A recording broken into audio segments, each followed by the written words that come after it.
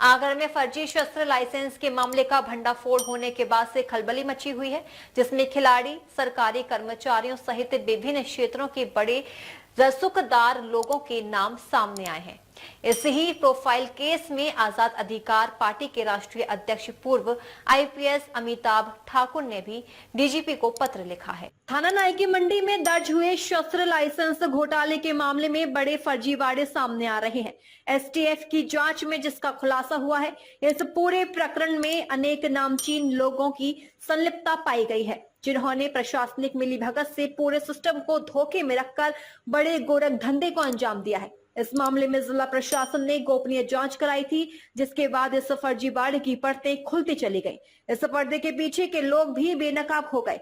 असलहा बाबू, national shooter, पत्रकार और अन्य लोगों आरोपियों के खिलाफ थाना नायकी मंडी में केस दर्ज हो गया। मगर बड़े ताजुब की बात तो ये है कि इस केस से जुड़े जरूरी दस्तावेज डीएम ऑफिस से गायब हो चुके हैं, जिससे जाहिर है कि आरोपियों की पकड़ कितनी मजबूत है। इस पूरे घटनाक्रम की गूंज लखनऊ में भी सुनी गई। सीएम के आदेश पर हुई इस कार्रवाई के बाद आजाद अधिकार पार्टी के राष्ट्रीय अध्यक्ष, प्रदेश के पूर्व तेज तर्रार आईपीएस अमिताभ ठाकुर ने भी डीजीपी को पत्र लिखकर आरोपी के खिलाफ गैंगस्टर एक्ट के तहत कार्रवाई की मांग की है। उनका कहना है कि अपनी ऊंची पहुंच के चलते नामजद लोग साक्ष्यों के साथ खिलवाड़ कर सकते हैं।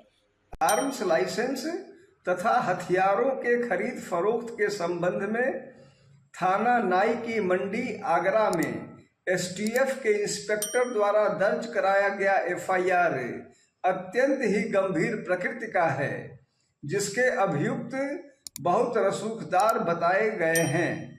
अतः मैंने इस संबंध में डीजीपी उत्तर प्रदेश को पत्र भेजकर इस मुकदमे की विवेचना कम से कम एक एसीपी रैंक के अफसर से कराए जाने, सभी अभियुक्तों की इस गंभीर मामले में अविलंब गिरफ्तारी कराए जाने तथा सातों मुलजिमों पर निश्चित रूप से गैंगस्टर एक्ट में कार्रवाई किए जाने की मांग की है।